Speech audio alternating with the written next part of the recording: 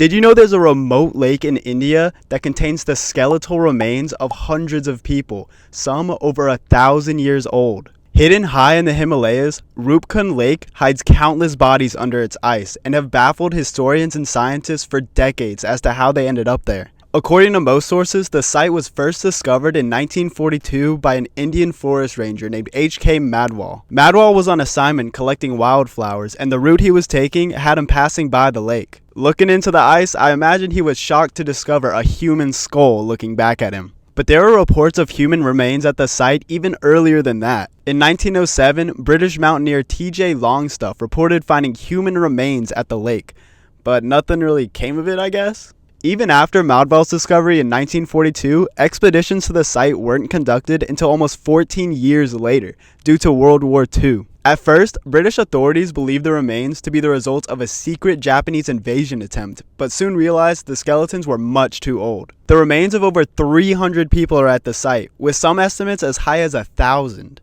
In 2003, a team from National Geographic recovered 30 of these skeletons, and some still had flesh attached to it. Gross. But how did these people end up in such a remote corner of the Himalayas? Well, there were several early theories. At first, it was believed to be a trading caravan that had died en route to the Silk Road. Another theory is that it's a mass grave for people who died of an epidemic. Another theory suggests it was a general and his soldiers returning from a failed invasion of Tibet who got caught by bad weather on the mountain. And the craziest one is that it was the result of a mass ritualistic suicide.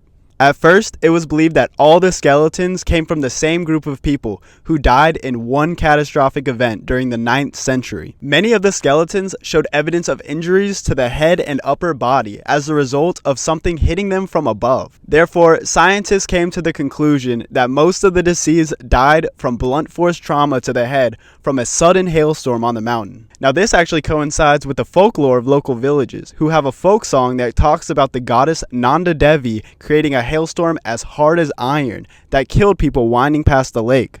But a recent story has overturned a lot of these theories. A couple years ago, scientists genetically analyzed and carbon dated 38 of these bodies found at the lake. And what they found was that these bodies were genetically diverse and separated in time by almost 1,000 years. The genetic study found that the bodies came from a diverse group of people. Some came from South Asia, some from Southeast Asia, and some even from Europe. This completely overturns the theory that they all died in one catastrophic event. Now, if I had a nickel for every time a group of people died near an isolated lake 16,000 feet high in the Himalayas, I'd have 2 nickels, which isn't a lot, but it's weird it happened twice. Although there were some artifacts discovered at the site, there were no trade goods or mules, which pretty much rules out the caravan theory. There was also no evidence of an ancient bacterial pathogen that would prove disease as a cause of death. As for the ritualistic suicide theory, the only weapon at the site was a single spearhead. And like I said earlier, most of the skeletons that died a violent death were from blunt force trauma to the head, so unless they were banging rocks against their head, I think we can rule out that theory.